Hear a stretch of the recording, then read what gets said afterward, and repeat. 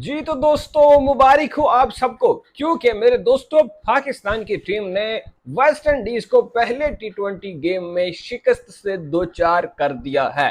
पूरा जोर लगाया था हारिस रऊफ ने, मेरे दोस्त ने पूरी एफर्ट की थी कि किसी तरह से ये मैच वेस्ट इंडीज के पक्ष में चला जाए, लेकिन मेरे वेस्ट इंडीज दोस्तों ने भी कहा कि ऐसा कुछ नहीं होने वाला भाई। हसीमी ने जितना मर्जी जोर लगा रहा है, हसीमी ये मैच जीतने की कोशिश ही नहीं करनी, चाहे तुम जितना मर्जी जोर लगा लो इस पे, चाहे जितना मर्जी एफर्ट कर लो, हम भी ये मैच नहीं जीतेंगे।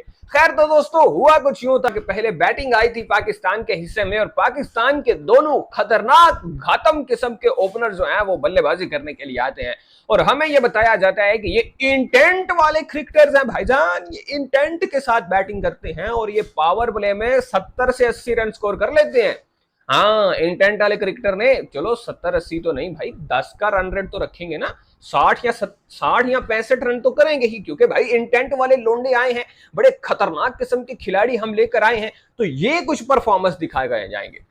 लेकिन भाई जैसे ही पावर प्ले का इख्तिताम होता है तो हम देखते हैं कि वही बाबर और रिजवान वाला स्कोर हमें नजर आ रहा है स्कोर बोर्ड के ऊपर। भाई मतलब मैं तो थोड़ा ऐसे ना आंखों को चुंधिया सी गई मेरी आंखें ना, मैंने ऐसे आंखों को रगड़ा, फिर मैंने देखा कि यार ये कहीं बाबर और रिजवान तो बैटिंग नहीं कर रहे, क्योंकि ये तो वही स्कोर है भाई, वही 46 रन पावर प्ले में, एक खिलाड़ी आउट। ये तो हमने कहीं मतलब ये सीन्स तो कहीं देखे देखे से लग रहे हैं।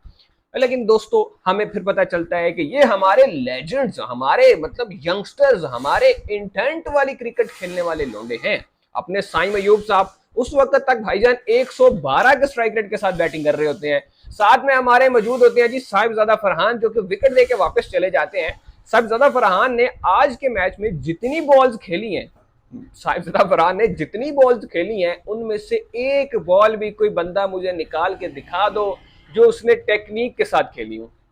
हर बॉल पे तो वो बंदा लप्पा घुमा रहा है भाई, हर बॉल पे उस बंदे ने जोर से बैट घुमाया है, लग गई तो ठीक है, नहीं लगी तो अल्लाह अल्लाह तो खैर सल्ला निजाम चल दिया। फिर हर बॉल पे उस बंदे ने इस किस्म की घटिया किस्म की शॉट्स खेली हैं, और जिस गेंद के ऊपर वो आउट हुआ है एलबीडब्ल्यू लेग बिफोर विकेट में, जिस पे आउट हुआ है, आप वो शॉट जाके देखो वो क्या खेल रहा है, आपको भी समझ नहीं आएगी कि भाई ये कौन सी शॉट खेलने की कोशिश की है इसने जो ये इस तरह से आउट होकर चला गया।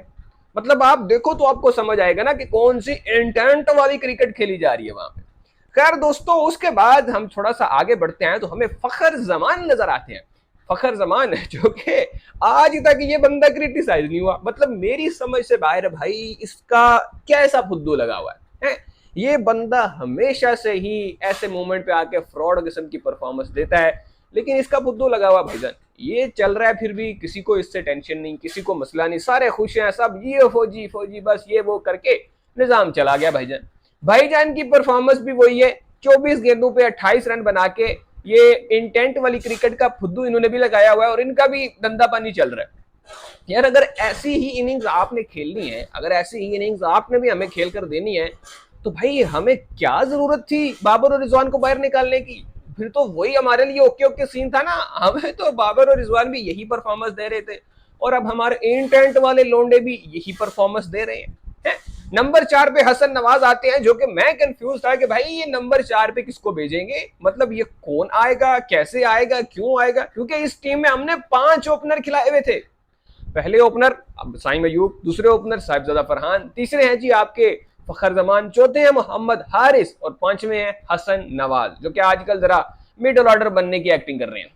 मिडल ऑर्डर बैटर बनने की एक्टिंग करते हुए हसन नवाज साहब खेल रहे थे। खैर दोस्तों ये सीन तो चल रहा था, लेकिन उसके बाद असल इंटेंट वाली क्रिकेट हमें जो देखने को मिली है वो हमें सलमान अली आगा की तरफ से देखने को मिली है। आगा साहब आते हैं उस वक्त जब इनिंग में रह जाते हैं 4 ओवर, ठीक है, 16 ओवर तकरीबन मेरे ख्याल में हो चुके होते हैं जब आगा सलमान बैटिंग करने के लिए आता है, तो वहां पे आपको खतरनाक किस्म की 250-300 का स्ट्राइक रेट वाली इनिंग चाहिए होती है, लेकिन आगा सलमान आते हैं और द लीजेंडरी द ग्रेट आगा सलमान वहां पे 110 या 111 के स्ट्राइक रेट के साथ बैटिंग करके जाते हैं। जी हाँ, मेरे ख्याल में कुछ 9 गेंदें खेल के 10 रन स्कोर करते हैं आगा सलमान, और पूरी तरह से पूरी टीम के सामने एक मिसाल पेश करते हैं कि आखिरी ओवर्स में आपने सिंगल किस तरह लेनी है। हाँ भाई बिल्कुल बिल्कुल इसी तरह से वो जो है वो एक एग्जाम्पल सेट करके जाते हैं कि भाई देखो इस तरह से होती है, इस तरह से जो है परफॉर्मेंस की जाती है। भाई मैं कह रहा हूँ ये शर्म नहीं आती, शर्म नहीं आती मोहम्मद हारिस को, ये क्या हरकत किया उसने आगे? मोहम्मद हारिस ने कैसी शर्मनाक किस्म की हरकत कर दी है। आगे आखिरी ओवर में भाई ये एक बॉल खेली है, एक ही बॉल पे छक्का मार दी। ये क्या बात हुई भाई? आगा सलमान को देखो, वो 9-10 गेंदें खेला है, उसने फिर भी बाउंड्री नहीं मारी। तुम्हें भाई शर्म आनी चाहिए मोहम्मद हारिस, तुम जगह खाना चाह रहे हो आगा सलमान की, है शर्म आनी चाहिए। मतलब मेरे जीनियस किस्म के दोस्त आगा सलमान ने ये सोचा कि भाई आज जो है वो कुछ अलग करूंगा और मोहम्मद हारिस को नंबर 8 पर बैटिंग करने के लिए भेजूंगा। मुझे ये बताओ भाई, कौन है वो जीनियस शख्स, है कौन है वो जीनियस जिसका ये डिसीजन था कि हारिस से पहले आप नवाज को भेजो, हारिस से पहले आप फहीम अशरफ को भेजो, हारिस से पहले आप आगा सलमान को भी भेज दो। यार कौन है वो? ओ भाई किधर है वो, कौन हो? है ओपनर बैटर है आपका, चलो वन डाउन पे खिला लो, समझ में आता है। ओ यार तुसी ओनू सीधा ही चुक के 8वें नंबर पे सुट देता। ओ भाई मतलब हारिस साहब ये औकात रह चुकी है आपकी यार, ये वैल्यू अगर आपकी टीम में तो आप खेलो ही ना भाई, इससे तो बेहतर है? आपको 8वें नंबर पे बैटिंग करने के लिए भेजा जा रहा है और इंटेंट वाली क्रिकेट हो रही है भाई। ये मैच हम जीत गए वो अलग बात है, वरना मैं आपको बताता इनके कपड़े भी उतर रहे थे इस मैच में। जो इनके हालात थे आज के गेम में भाई, जो इन्होंने कारनामे अंजाम दे रखे थे, ये इनकी करतूतें जीतने वाली थी नहीं। ये तो हम जीत गए तो जीत गए भाई, तुक्का लग गया, ठीक है। अब लोग आएंगे कमेंट बॉक्स में क्या भाई तुम लोग जलते हो यंगस्टर से। अबे हम क्यों जलेंगे भाई यंगस्टर से? कोई भी नहीं चाहेगा, मेरे जैसा कोई भी क्रिकेट फैन ये नहीं चाहेगा कि अपने यंगस्टर्स को फेल होता हुआ देखे। लेकिन जो लोग इनको मैनेज कर रहे हैं उनकी नाअहली देखो आप। हारिस जो कि ऊपर आना डिजर्व करता है, उसको 8वें नंबर पे भेजा जा रहा है। आगा सलमान को देखो आप, जिसकी T20 में जगह ही नहीं बनती, उसको कप्तान बनाया हुआ है। राशिद लतीफ ने ठीक कहा था कि भाई आप अपने प्लेयर्स को सेक्रीफाइस कर रही हो सिर्फ और सिर्फ कप्तान की जगह बनाने के लिए टीम में। मतलब यार क्या क्या चल रहा है भाई इस टीम में, समझ से बाहर है। खैर दोस्तों, करते कराते गिरते पड़ते पाकिस्तान जो है वो 178 का टारगेट जो है वो सेट कर देता है, जो कि इस ग्राउंड पे एक एवरेज टोटल है। जी हाँ, इस ग्राउंड पे ना ये एवरेज सा टोटल था, कोई ऐसा बड़ा हमने तीर नहीं मार दिया 178 मार के। एवरेज टोटल था इस ग्राउंड का ऊपर। इस ग्राउंड के ऊपर 200 रन भी चेज हुए हैं। फ्लोरिडा का यह मैदान था, जिसको नहीं पता उसको बता दूं, यूएसए में खेला गया ये मैच भाईजान, और फ्लोरिडा का मैदान था। इसी मैदान के ऊपर अभी एमएलसी में 200 रन चेज भी हुए हैं, 200 रन बने भी हैं, और एक दो मैच में ख्याल में ऑस्ट्रेलिया ने भी खेला इधर, तो उन्होंने भी बड़ा अच्छा यहाँ पे परफॉर्म किया है। खैर दोस्तों, आगे सीन ये होता है कि भाईजान हमारी आ जाती है बॉलिंग, और जो टारगेट हमने सेट किया होता है वो होता है 179 का, जो कि एवरेज विनिंग टोटल है इस ग्राउंड के ऊपर।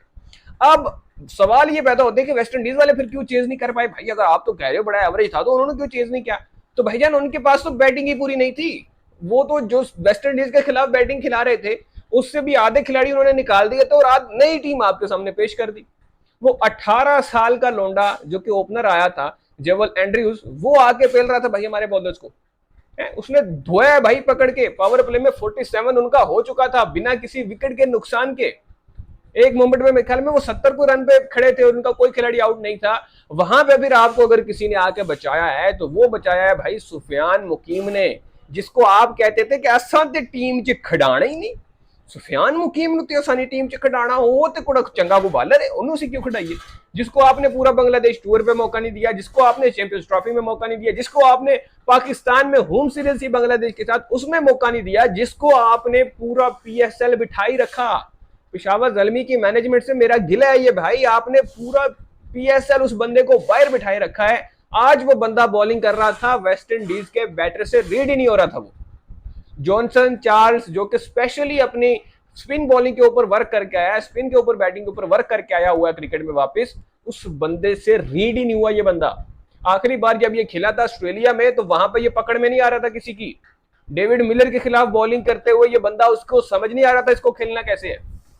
तो आज फिर से सुफियान मुकीम की हमें वो झलक दिखी, और सुफियान मुकीम आते हैं, 2 ओवर में कुछ 6 रन कंसीड करते हैं। उसके बाद वो प्रेशर मेंटेन होना शुरू होता है, एक बार फिर से तीसरा ओवर करते हैं, बड़ा शानदार किस्म का ओवर करके जाते हैं। फिर मोहम्मद नवाज आते हैं, वो 12वां ओवर करवाता है मोहम्मद नवाज, और उसको वहीं पे वो एक ही ओवर में 3 विकेट्स मिल जाती हैं, जो कि उस प्रेशर की वजह से थी जो सुफियान मुकीम ने उस वक्त से क्रिएट किया हुआ था। साथ में मोहम्मद नवाज ने भी अच्छी बॉलिंग की है, विकेट्स उनको भी मिली हैं। एक विकेट जो है वो इनके हिस्से में आई है सुफियान मुकीम की, और 2 विकेट ले उड़ा मेरा दोस्त साइम अयूब। साइम अयूब जो कि पावर प्ले में तो कुछ इतना खास खेले नहीं है, टू बी ऑनेस्ट, मैं सच बात कहूंगा। हमें था यूटिलाइज करना पावर प्ले का, हमने ये करना है, हमने वो करना है, लेकिन उस तरह से हुआ कुछ नहीं है। Saim Ayub average performance power play में, उसके बाद पावर प्ले के बाद उन्होंने कुछ अच्छी शॉट्स खेली हैं जिसकी वजह से उनका स्ट्राइक रेट थोड़ा सा बेहतर हुआ और उन्होंने 50 स्कोर की 34 बॉल्स के ऊपर। उसके बाद बॉलिंग में भी आकर भाई ने 2 विकेट ले ली और एक कैच भी बड़ा अच्छा पकड़ा जिसकी वजह से मैन ऑफ द मैच जो है वो साइम अयूब बने हैं। नो डाउट पाकिस्तान ये मैच जीता है, कंग्रेचुलेशंस भाई, आप सबको मुबारक हो। इसलिए मैंने पहले ही आपको मुबारकबाद दे दी थी, लेकिन बात फिर वही आ जाती है कि इंटेंट वाली क्रिकेट कहां है। ये तो वही क्रिकेट है जो हम देख रहे थे बाबर आजम की कप्तानी में, रिजवान खेलते थे तब भी हमने ये देखी है, और भी जितने प्लेयर जिनको हम इस वजह से निकालना चाह रहे हैं, जिसको हमने एक टैगलाइन दी हुई थी कि ये यारी दोस्ती की टीम है, ये वो है, ये है, वो सारे जो चीजें हैं वो एक्सपोज हो चुकी हैं, क्योंकि ये वही क्रिकेट है जो वो लोग खेलते थे और वही क्रिकेट अब भी खेली जा रही है। Nothing has change.